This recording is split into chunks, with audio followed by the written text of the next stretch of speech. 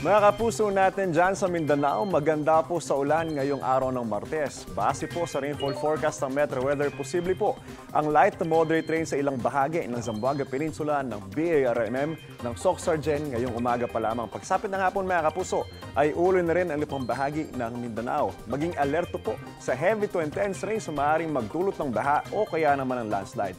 Posible rin ang ulan sa ilang panig ng Northern Luzon, ng Palawan at ng Visayas. Mababa naman po ang tsansa ng ulan ngayong araw dito sa Metro Manila. Ayon po sa Pag-asa, ITCZ o ang Intertropical Convergence Zone na magpapaulan sa Mindanao at patuloy namang umiiral ang easterlies na nagdadala ng mainit na hangin sa lalawang bahagi ng ating bansa. Paalala po, stay safe and stay updated. Ako po si Anjo Pertiera. Know the weather before you go. Para mag-safe lagi, mga kapuso. Kapuso, huwag magpapahuli sa latest news and updates. Mag-iuna ka sa balita at mag-subscribe sa YouTube channel ng GMA Integrated News.